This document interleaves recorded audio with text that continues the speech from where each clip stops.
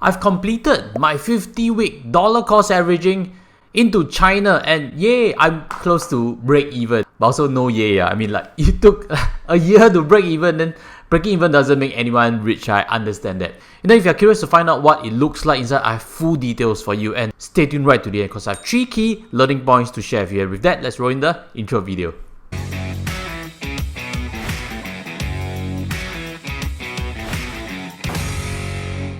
Hi guys, welcome back.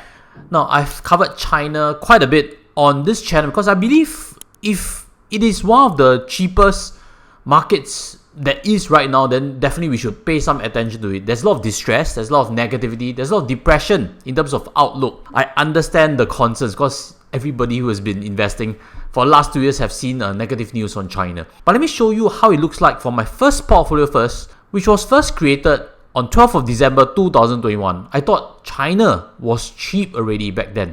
But my strategy was to go 50 weeks just in case this bear persists. Do note again, China started to come down as early as 2020 already. So this 50 weeks finished. So you see over here the tail end, no more new investments made. Total investment amount is now 50,000. Yay. I stuck to the plan like what I always suggested. The last investment amount actually went in on 24th of November. And this image over here is updated as of 3rd of December. You see that the portfolio return is now only minus 3,800 from a total investment capital of 50,000, which means minus 7.6% only. You know, the good part about this portfolio is that it has continuously picked up regardless of good news and bad news. You know, China reopening has been such a in-out kind of a news. And the worst part was in October 2022, Xi Jinping was elected, actually fully expected, as the ruler again of the CCP. Now that period actually saw a big market downturn again. That few days saw China massively sold off, and CQQQ, for example, lost 9.4% in a few days itself. But hey, on hindsight now, that looks like a bottom, right? I don't want to call it the bottom again because, you know, I've caught the bottom and I was wrong. So I had to eat the humbling bribe. But it is definitely a bottom. Whether it's the last one or not, we never know. What my portfolio actually picked up is these 4 key week, which I have a red arrow over there. And if you think about it, it was extremely hard to buy, correct? Because news was so negative. But when you have an automated system, picking up is just emotionless. That's what I really love about it. Right now, even CQQQ has rebounded massively from that distress period. CQQ is now up 32.95% in the last 1 month plus. If you check in the last 1 month itself, you see that JD.com, Tencent, Alibaba have all outperformed even further than a broad-based ETF like CQQ. So again, everything looks rosy. I will only call it a bottom, not the bottom, because I'd rather be profitable than to appear smart. Now the portfolio has seen some recovery, and because some amounts were bought lower, the average cost is now lower, correct? And if you compare that to my second portfolio, which I've actually stopped putting new capitals in as of August, you realize that the break-even for this second portfolio is much further away. Right now, the portfolio stands at minus 15%. You know, the story of this portfolio is that I also wanted to increase China allocation. So I did 10 weeks of $2,000. And then when August came about, where it looked to be the worst is over, I actually put 10,000 for 3 more weeks. But then the market dipped yet another leg down. So that is why this portfolio has such a design in terms of capital. Again, the blue line is the capital input. And then the yellow line you can see is the performance of the portfolio. This actually is Syve's China Growth portfolio. It buys into China Tech, it buys into China mainland shares. Now, if you followed me to here, I guess you want to hear the learning points. And again, before we get there, help me smash the like button and press the subscribe, especially on the improve your own investment process. And without further ado, let me share with you the first big learning point is that in a bear market, there are a lot of fake outs. If you were to map these two portfolios that I have, it really reinforces this point.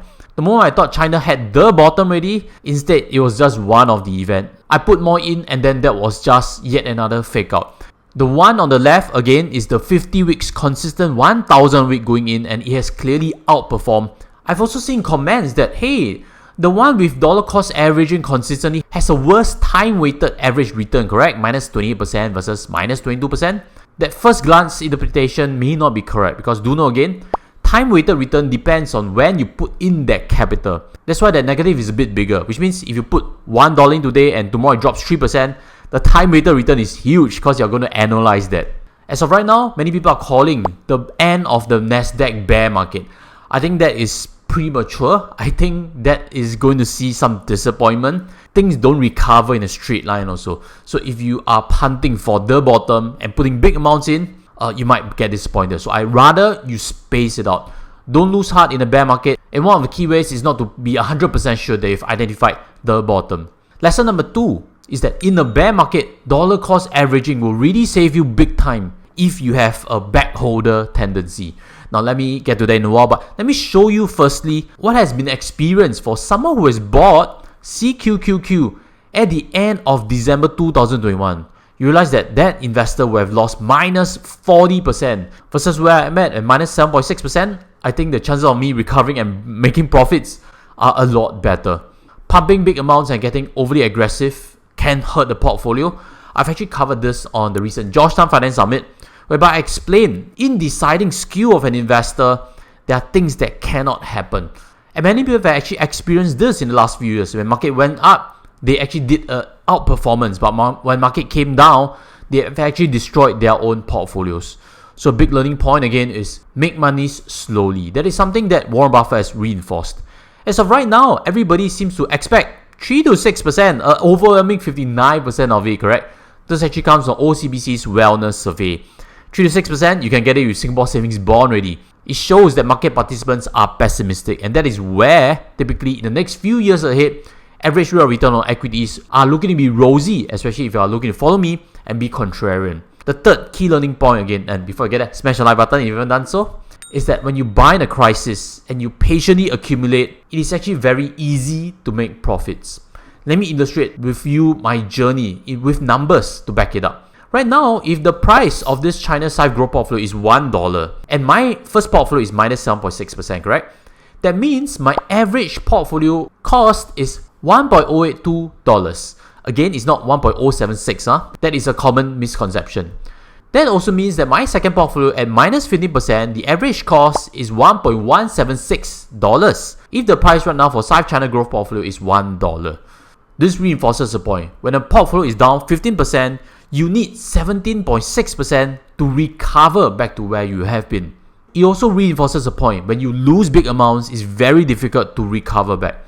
If now the price of this portfolio goes up to 1.176, my second portfolio will just be at break even, but my first portfolio will be at plus 8.7% already. Fantastic, correct? Once you understand that when things are distressed and we're willing to accumulate slowly and patiently and ride it out, it is very easy to make big profits. Hopefully this message catches you at the right point of time and helps you in your investment journey ahead for 2023. As always, thank you for watching till here. Check out my previous videos which have documented my journey. If you haven't seen them and you're curious, follow them. It gives you the full picture of the journey so far. With that, I'm from here and see you there. Take care as always. Goodbye.